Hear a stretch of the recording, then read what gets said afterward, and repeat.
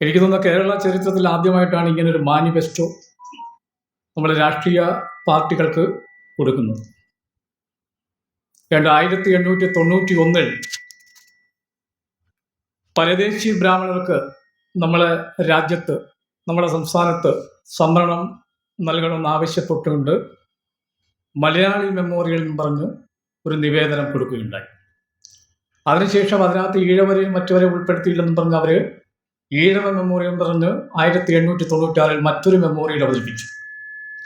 അതിനുശേഷം എനിക്ക് തോന്നുന്നു ഈ ഒരു കാലഘട്ടത്തിൽ, അല്ലെങ്കിൽ ഇപ്പോഴാണ് നമ്മൾ ഈ പട്ടികവർഗ വിഭാഗത്തിലുള്ള എംപ്ലോയീസും പെൻഷനേഴ്സും ഉൾപ്പെടുന്ന ഒരു സംഘടന ഒരു മാനിഫെസ്റ്റോ തയ്യാറാക്കുകയും ആ മാനിഫെസ്റ്റോ നമ്മൾ വിവിധ മുന്നണികളുടെ നേതാക്കന്മാർക്ക് സമർപ്പിക്കുകയും ഞങ്ങൾ ഈ പ്രകടന പത്രിക അല്ലെങ്കിൽ ഞങ്ങളുടെ ഈ ഡിമാൻഡുകൾ, ഈ മാനിഫെസ്റ്റോ നിങ്ങളുടെ മാനിഫെസ്റ്റോയിൽ ഉൾപ്പെടുത്തണമെന്നും, അങ്ങനെ ഉൾപ്പെടുത്തുകയാണെങ്കിൽ ഞങ്ങൾ തീർച്ചയായിട്ടും നിങ്ങളെ സഹായിക്കുമെന്ന് ഞങ്ങൾ പച്ചയായിട്ട് നമ്മൾ അവതരിപ്പിച്ച ഒരു പ്രകടന പത്രികയാണ് നമ്മുടെ ഈ മാനിഫെസ്റ്റോ എന്ന് പറയുന്നത്.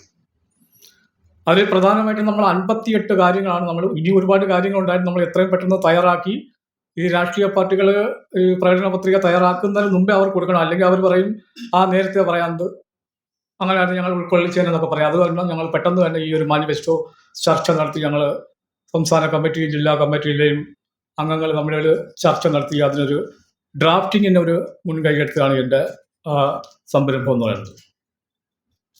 ഞാനിപ്പോൾ ഹെൽത്ത് സർവീസിൽ നിന്ന് സീനിയർ അഡ്മിനിസ്ട്രേറ്റീവ് അസിസ്റ്റൻ്റ് ഇവിടെ DHS ഉണ്ടായിരുന്നു, ഡയറക്ടറിലായിരുന്നു. അത് കഴിഞ്ഞ് കൊല്ലം ബാറിൽ അഡ്വക്കേറ്റായിട്ട് പ്രാക്ടീസ് ചെയ്യാൻ. അപ്പം പണ്ട് തൊട്ടേ ഉള്ള ഒരു ആഗ്രഹമായിരുന്നു ഇങ്ങനെയൊക്കെയുള്ള ഒരു മാനിഫെസ്റ്റോ അല്ലെങ്കിൽ ഇങ്ങനെയൊക്കെയുള്ള ഡിമാൻഡുകൾ തയ്യാറാക്കി നമ്മൾ രാഷ്ട്രീയ പാർട്ടികൾക്ക് കൊടുത്ത് നമ്മുടെ അവകാശങ്ങൾ നേടിയെടുക്കാൻ ഒരു കാരണമാകണമെന്ന് പണ്ടേ എൻ്റെ ഒരു മനസ്സിലൊരു ആഗ്രഹമായിരുന്നു. അതെന്തായാലും ഈ എയിംസ് എന്ന സംഘടനയിലെ കൂടി നമ്മളതിൻ്റെ മാനിഫെസ്റ്റോ തയ്യാറാക്കുകയും ഇവരുടെ ബാക്കിയുള്ള അംഗങ്ങളുടെ എല്ലാ ആത്മാർത്ഥമായ പ്രയത്നം കൊണ്ട് അത് നമ്മൾ എല്ലാ രാഷ്ട്രീയ പാർട്ടികൾ കൊണ്ട് എത്തിക്കുകയും അവിടം വരെയാണ് നമ്മളിപ്പോൾ ആയത്. ഇതാണ് അതിൻ്റെ ഒരു ആമുഖം എന്ന് പറയുന്നത്. ഇനി ഒരുപാട് കാര്യങ്ങൾ നമ്മൾ ഇന്ത്യൻ ഭരണഘടന നിലവിൽ വന്നിട്ട് ഇപ്പോൾ എത്ര വർഷമായി? നമ്മൾ 76 വർഷമായി ഇല്ലേ? 76 വർഷമില്ലേ? 50 ആ 76 വർഷമായിട്ട് ആ ഭരണഘടനയിൽ മഹാനായ ഡോക്ടർ BR അംബേദ്കർ അദ്ദേഹം 2 വർഷവും 11 മാസവും 17 ദിവസവും കൊണ്ട് ഒറ്റയ്ക്ക് എഴുതി തീർത്ത ഒരു റെക്കോർഡാണ്, ഒരു സംഭവമാണ് നമ്മുടെ ഭരണഘടന, നമ്മുടെ രാജ്യത്തിൻ്റെ നിയമം.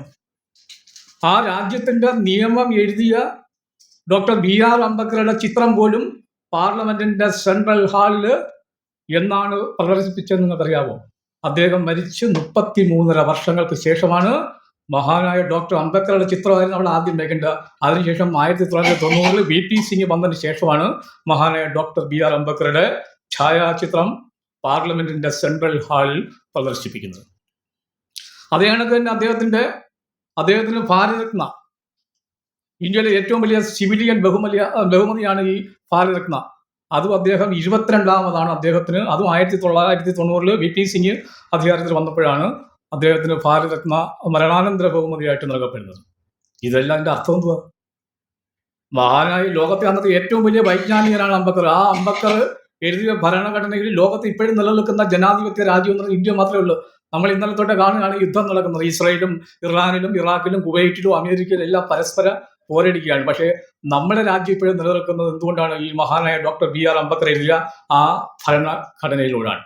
ആ ഭരണഘടനയുടെ ആ നിർമ്മാതാവിനെയാണ് നമ്മളെ സെൻട്രൽ പാർലമെന്റ് എന്ന് പറയുന്നത് ജനാധിപത്യത്തിന്റെ ശ്രീകോവിലാണ്. ആ ശ്രീകോവിലിൽ അദ്ദേഹം മരിച്ച് 33 വർഷങ്ങൾക്ക് ശേഷമാണ് അദ്ദേഹത്തിന് പ്രദർശിപ്പിച്ചത്. അപ്പോൾ ഇനി കൂടുതൽ അതിലോട്ടൊന്നും ഞാൻ പോകുന്നില്ല. അതേ കണക്ക് തന്നെ അതിൻ്റെ ഒരു പശ്ചാത്തലം പറയാൻ കാരണം 2018 കേരള ഗവൺമെന്റ് ഒരു സർക്കുലർ പുറപ്പെടുവിച്ചു. മഹാത്മാഗാന്ധി ഒഴിച്ച് ബാക്കി ആരുടെയും ചിത്രങ്ങൾ സർക്കാർ ഓഫീസുകളിൽ വെക്കല്ലോ. അത് ഞാൻ ഭരണഘടനയ്ക്ക് അതിൻ്റെ സർക്കുലർ ഡേറ്റും നമ്പർ ഉൾപ്പെടെ നമ്മൾ എഴുതി ചേർത്തിട്ടുണ്ട് 2018. അതിൻ്റെ അർത്ഥം എന്തുവാ? ഡോക്ടർ BR അംബേദ്കറിന്റെ ചിത്രം പറയാതെ പറഞ്ഞു ഒഴിവാക്കിയിരിക്കുകയാണ്. ഇപ്പൊ 2016 ജനുവരിയിൽ ഇപ്പൊ സുപ്രീം കോടതി പറഞ്ഞിട്ടുണ്ട് അംബേദ്കറുടെ ചിത്രങ്ങൾ എല്ലാ ഓഫീസുകളിലും വെക്കണം. അതിന് കേരള ഗവൺമെന്റ് കൊടുത്ത സത്യവാങ്മൂലം എന്തുവാ? ഞങ്ങൾ അംബേദ്കറുടെ പടം ഉണ്ടെങ്കിൽ അത് റിമൂവ് ചെയ്യാൻ പറഞ്ഞിട്ടില്ല, ആൾറെഡി റിമൂവ്ഡ്. ഞാൻ കോടതിയിൽ പോകുമ്പോൾ എല്ലാ കോടതിയിലെങ്കിലും കാണുമല്ലോ പറഞ്ഞ് ഞാൻ എല്ലാ കോടതിയും കയറി ഇറങ്ങി നോക്കി. അംബേദ്കറുടെ ചിത്രം അവിടെങ്കിലും ഭരണഘടനാ ശില്പിയുടെ ഫോട്ടോ ഇല്ലെങ്കിൽ പിന്നെ എന്തോന്ന് കോടതി? അതിനകത്ത് സത്യം ചെയ്തുകൊണ്ടാണ് നമ്മൾ തെളിവുകൾ പറയുന്നത്. അപ്പോൾ അവിടെ പോലും അംബേദ്കറുടെ ചിത്രം കോടതിയിൽ പോലും ഇല്ല. അപ്പോൾ അവിടെയും നമ്മൾ അംബേദ്കറെ ഒഴിവാക്കിയിരിക്കുകയാണ്.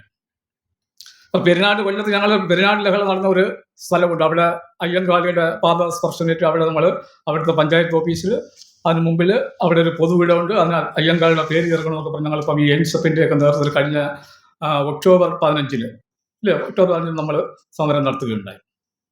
അപ്പോൾ ഇങ്ങനെയൊക്കെ ഉള്ള കാര്യങ്ങൾ നമ്മുടെ ഇത്രയും വലിയ അയ്യങ്കാളി തന്നെ എന്താണ് നമ്മൾ പൊതുവഴി നടക്കാനുള്ള സ്വാതന്ത്ര്യം, വിദ്യാഭ്യാസം ചെയ്യാനുള്ള 2 വർഷത്തിൽ കൂടുതൽ നീണ്ടുന്ന കർഷക സമരങ്ങൾ നമുക്കിവിടെ പ്രജാസഭയിലായിട്ട് 28 വർഷത്തോളം അദ്ദേഹം മെമ്പറായിരുന്നു. അവസാനം നമുക്കിപ്പോൾ ഇവിടെ BJT ഹാളിൽ അയ്യങ്കാളിയുടെ ഒരു പേര് നൽകി. ആ പേരിനും മഹാത്മാ അയ്യങ്കാളി ഉണ്ടോ എന്ന് എനിക്കറിയാൻ പറ്റില്ല, വെറും അയ്യങ്കാളി ഹാളെന്ന് കണ്ടാന്ന് തോന്നുന്നു. അതുപോലെ അവിടെ മഹാത്മാ അയ്യങ്കാളി വേണം, അദ്ദേഹത്തിന്റെ ഒരു പ്രതിമയും വേണം. ഇവിടെ ട്രിവാൻഡ്രത്തിലുള്ള പബ്ലിക് ലൈബ്രറിയിലൊക്കെ അംബേദ്കറുടെ പേര് നൽകണമെന്നും നമുക്കൊരു ഡിമാൻഡ്, ആ ഡിമാൻഡ് നമ്മളിവിടെ ചേർത്തിട്ടുണ്ട്. അപ്പം ഞാൻ ഈ ചർച്ചയിൽ പങ്കെടുക്കണമെങ്കിൽ ഏകദേശം മാനിഫെസ്റ്റോ എല്ലാവരും കിട്ടി കാണത്തില്ലെന്ന് എനിക്ക് തോന്നുന്നത്. അപ്പോൾ അത് കാരണം ഒരു പ്രധാനപ്പെട്ട ഏകദേശ കാര്യങ്ങളൊക്കെ ഒന്ന് പറഞ്ഞു പോയി നിങ്ങൾ അത് ഡെവലപ്പ് ചെയ്ത് നമുക്ക് ചർച്ചയിലേക്ക് പോകാം.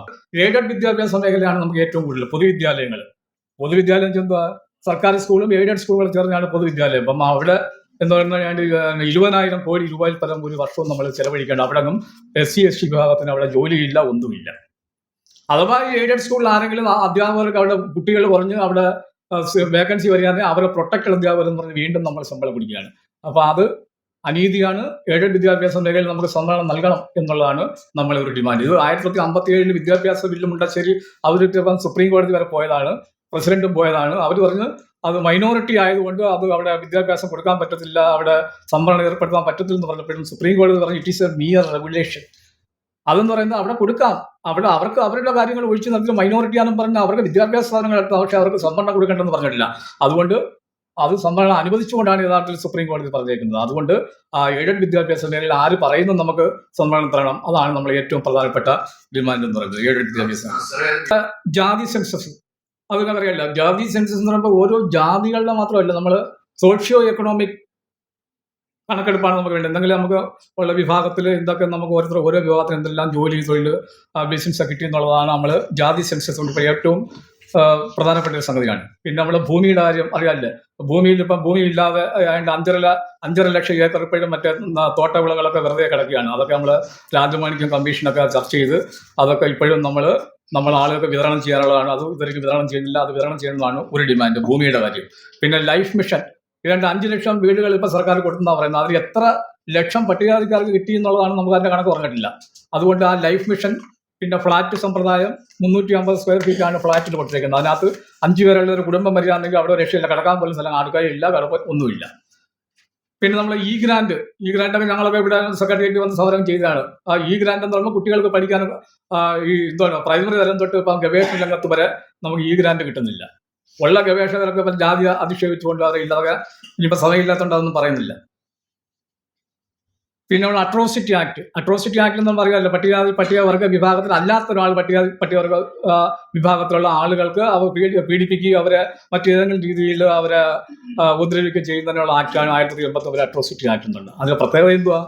അത് എത്രയും സ്പീഡി FIR, എത്രയും പെട്ടെന്ന് ഇമ്മീഡിയറ്റ് FIR ഇടണം, സ്പീഡി ഇൻവെസ്റ്റിഗേഷൻ ആയിരിക്കണം.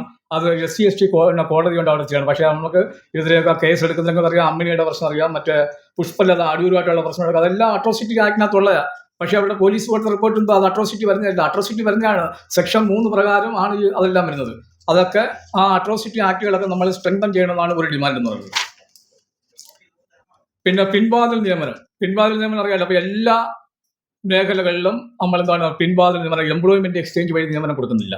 എല്ലാ കോൺട്രാക്റ്റും ഡെയിലി ബേസും എല്ലാം എന്താണ് ഏത് പാർട്ടി UDF ആയാലും LDF ആയാലും ഭരിക്കുമ്പോൾ അവരുടെ ആളുകൾക്ക് മാത്രം കൊടുക്കുന്ന, അവരുടെ ആൾക്കാർ വെച്ചാൽ SC ST ഒഴികെയുള്ള ആളുകളെല്ലാം കൊടുക്കുന്ന ഒരു പ്രതിഭാസമുള്ളത്. അതാണ് പിൻവാതിൽ നിയമനം. അത് മാറ്റി ഒന്നീ PSC അല്ലെങ്കിൽ നമ്മൾ എംപ്ലോയ്മെന്റ് എക്സ്ചേഞ്ച് വഴി കൊടുക്കണമെന്നാണ് പറഞ്ഞേക്കുന്നത്. പിന്നെ EWS അറിയില്ല, പിന്നെ സവർണ സംവരണം, അതിൽ നമുക്കൊരു പാവപ്പെട്ടവന് കൊടുക്കുന്ന സംവരണമാണെങ്കിൽ നമുക്കും അതിനൊരു വിഹിതം വേണം എന്നാണ് മറ്റൊരു ഡിമാൻഡ്. പിന്നെ കോടതി ബോർഡ് അവരുടെ ഉള്ള നിയമനങ്ങളുണ്ട്. ഇപ്പോൾ കോടതി തന്നെ ഗവൺമെന്റ് വക്കീലുണ്ട്, പബ്ലിക് പ്രോസിക്യൂട്ടർ ഉണ്ട്. അവിടെ ഒന്നും പട്ടികവർഗക്കാർക്ക് നിയമനങ്ങൾ കിട്ടുന്നില്ല. പിന്നെ പാലക്കാട് ഗവൺമെന്റ് മെഡിക്കൽ കോളേജ്, ആ പാലക്കാട് ഗവൺമെന്റ് മെഡിക്കൽ കോളേജ് എന്ന് പറഞ്ഞാൽ യഥാർത്ഥത്തിൽ നമ്മൾ ജാതി വികസന വകുപ്പിന്റെ ഫണ്ട് ഉപയോഗിച്ച് നിർമ്മിച്ച കോളേജാണ്. അവിടെ ഒരു നഴ്സിംഗ് കോളേജും ഉണ്ട്, ഒരു മെഡിക്കൽ കോളേജും ഉണ്ട്. അവിടെ ഇപ്പം DMAയുടെ കീഴിലായിട്ട് ഹെൽത്തിന്റെ കീഴിലാക്കിയത് കാരണം അവിടുത്തെ അഡ്മിഷനും മറ്റു ജോലിയെല്ലാം അതിന്റെ ഒരു സർക്കാരിന്റെ മാനിഫെസ്റ്റോ അനുസരിച്ചുള്ള കുട്ടികൾക്കുള്ള അഡ്മിഷൻ കിട്ടത്തുള്ളൂ. യഥാർത്ഥത്തിൽ പട്ടികജാതി പട്ടികവർഗത്തിന്റെ കീഴിലാണ് ആ കോളേജും നഴ്സിംഗ് കോളേജും നിലനിന്നായിരുന്നെങ്കിൽ ആ മൊത്തം അതിന്റെ അഡ്മിഷനും ആർക്കും SC/ST കുട്ടികൾക്ക് കിട്ടിയാലും. അതുകൊണ്ട് അത് പട്ടികജാതി വികസന വകുപ്പിന്റെ കീഴിലാക്കണം. അതിന്റെ കുട്ടികളുടെ അഡ്മിഷനും പൂർണ്ണമായിട്ട് SC/ST വിഭാഗങ്ങൾക്കായി നിജപ്പെടുത്തണമെന്നാണ് നമ്മൾ പറഞ്ഞത്. പിന്നെ PSC അംഗങ്ങൾ ചെയർമാൻ ഉൾപ്പെടെ 21 PSC അംഗങ്ങളാണുള്ളത്. അവിടെ സംവരണ അടിസ്ഥാനത്തിൽ നിയമനം നടത്തുന്ന PSCയിൽ സംവരണം ഇല്ല അംഗങ്ങൾക്ക്. അവിടെ അംഗങ്ങൾ പട്ടികജാതിക്കാർ എത്ര പേരാണെന്ന് എനിക്കറിയാൻ വയ്യ. ആകെ എനിക്കറിയാവുന്ന ഒരാൾ ഞങ്ങളുടെ ഡയറക്ടർ ഒരു ഉണ്ടായിരുന്നു ഹെൽത്തിൽ, അദ്ദേഹത്തിന് കുറച്ച് ആള് PSC മെമ്പറാക്കി. അല്ലാതെ എനിക്ക് അറിയാൻ വയ്യ ഏതൊക്കെ എത്ര പട്ടികജാതിക്കാരനകത്തുണ്ടെന്നുള്ളത്. അപ്പോൾ അതിന് സംവരണം ഇല്ല. അപ്പോൾ അവിടെ അംഗങ്ങളിൽ എടുക്കുന്നതിന് സംവരണം വേണം. പിന്നെ ഇപ്പോഴത്തെ നിങ്ങൾക്കറിയാം UGCയുടെ രോഹിത് വെമ്പുല്ല നിയമം വേണമെന്നും പറഞ്ഞ് നമ്മൾ ഡിമാൻഡ് ചെയ്തിട്ടുണ്ട്. നമ്മളെ ഈ കലാലയങ്ങളിൽ ഉണ്ടാകുന്ന അട്രോസിറ്റികൾ അത് ഇല്ലാതാക്കത്തേക്ക് അതിപ്പം ഈ UGC എன்ற നിയമം കൊണ്ടുവന്ന് അതിപ്പോൾ സുപ്രീം കോടതി സ്റ്റേ ചെയ്തിരിക്കുകയാണ്. ആ നിയമം പാർഷ്യലാണ്, അത് മറ്റുള്ളവർക്ക് ദ്രോഹം ചെയ്യുന്നു പറഞ്ഞ ആ നിയമം ഇപ്പം സുപ്രീം കോടതി ഫ്രീസ് ചെയ്തിരിക്കുകയാണ്. അത് ഇവിടെ ഒരു രോഹിത് വെമ്പുല നിയമം നിർമ്മിക്കണമെന്നാണ് ഒരു ഡിമാൻഡ്. പിന്നെ നമ്മൾ ഈ മാന്യഭാഷ ചോർന്നെന്നാണ് എനിക്ക് തോന്നുന്നത്. കാരണം നമ്മളെ SC/ST പ്രൊമോട്ടർമാർക്ക് നമ്മളെ ഓണറേറിയം കൂട്ടിക്കെട്ടുകളെന്ന് പറഞ്ഞപ്പോൾ ആൾറെഡി കൂട്ടിക്കഴിഞ്ഞു ബഡ്ജറ്റിനകത്ത്. ഞാനല്ല പറഞ്ഞത്, ഞാനൊരു തമാശ പറഞ്ഞ അതാണ് അങ്ങനെ സീരിയസ് ആയിട്ടില്ല പറഞ്ഞത്. പക്ഷേ അതിപ്പോൾ നടപ്പിലായി കഴിഞ്ഞു. അതുകൊണ്ട് ഞാൻ പറഞ്ഞത് വെള്ള ചോർണം പറഞ്ഞത്. പിന്നെ ക്രീമി റിസർവേഷൻ ഉണ്ട്, MLA ഊഴം, മറ്റേ MRS അങ്ങനെ ഒരുപാടുണ്ട്. ഇപ്പം സമയം നമ്മൾ 3 മണിക്ക് തുടങ്ങേണ്ട സംഗതി ഇപ്പം 4 മണിക്കാണ് ഉണ്ടാകുന്നത്. അപ്പോൾ ഏതെങ്കിലും ഇങ്ങനെ ഇത് ചർച്ച ചെയ്യുമ്പോൾ എന്തെങ്കിലും സംശയം ഈ ഡ്രാഫ്റ്റിങ്ങിനെ കുറിച്ച് വല്ലതും വരികയാണെന്ന് എൻ്റെ അടുത്ത് ചോദിക്കാമെന്ന് പറയാം.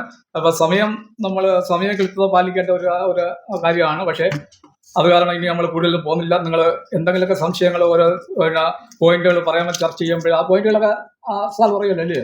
അപ്പോൾ അത് ചർച്ച ചെയ്യുമ്പോൾ എന്തെങ്കിലും ഉണ്ടെങ്കിൽ അതിന് മറുപടി പറയണമെങ്കിൽ ഞാൻ ബാധ്യസ്ഥനാണ് മറുപടി പറയുന്നതായിരിക്കും അറിയിച്ചുകൊണ്ട് ഈ ഒരു ഡ്രാഫ്റ്റ് ഇവിടെ അവതരിപ്പിക്കാനുള്ള ഒരു അവസരം വരികയും ഇങ്ങനെയുള്ള ഒരു SC/ST ഡെവലപ്മെന്റ്സിന് അവർ ഒരു മാനിഫെസ്റ്റോ തയ്യാറാക്കാനും ഇത് മൂലം നമ്മളെ ആളുകൾക്ക് ഒരു മുന്നേറ്റം ഉണ്ടാക്കാനും ഇതുകൊണ്ട് സാധിക്കുമെങ്കിൽ ഒരു രാഷ്ട്രീയ പാർട്ടികളുടെയും നമ്മൾ പിൻവാതിലോ അടിമത്തത്തിലോ പോവാതെ ഒരു രാഷ്ട്രീയ പാർട്ടിക്കും ഫേവറായിട്ടല്ല നമ്മൾ എഴുതിയിരിക്കുന്നത്. എല്ലാം നമ്മൾ ഇൻഡിപെൻഡൻ്റ് എഴുതിയിരിക്കുക. ആരാണ് നമ്മളെ സഹായിക്കുന്നത് അവരെ നമ്മൾ സഹായിക്കാൻ ബാധ്യസ്ഥരാണെന്ന് നമ്മൾ പ്രതിജ്ഞ ചെയ്തിരിക്കുകയാണ്. ആ പ്രതിജ്ഞ നിറവേറ്റും. അത് നമുക്ക് ഇനി വെയിറ്റ് ആൻഡ് സീ എന്ന് പറഞ്ഞാൽ ഇനി അവരുടെ മാനിഫെസ്റ്റോ ഇറങ്ങുമ്പോൾ നമുക്ക് അറിയാം ഇതിനകത്ത് എന്തൊക്കെ ഉണ്ട് ഇല്ല എന്നുള്ള കാര്യം. അപ്പോൾ ഒരിക്കൽ കൂടി നിങ്ങളെല്ലാം ശ്രദ്ധ ഈ മാനിഫെസ്റ്റോയുടെ ചർച്ചയിൽ എല്ലാവരും ആത്മാർത്ഥമായിട്ട് പങ്കെടുക്കണം. എന്തെങ്കിലും പോരായ്മകളോ പ്രശ്നങ്ങളൊക്കെ ഉണ്ടെങ്കിൽ നമുക്ക് പരിഹരിക്കുക. അല്ലെങ്കിൽ മറുപടി പറയാനുള്ള മറുപടി പറയാൻ ഞാൻ ബാധ്യസ്ഥനാണ്.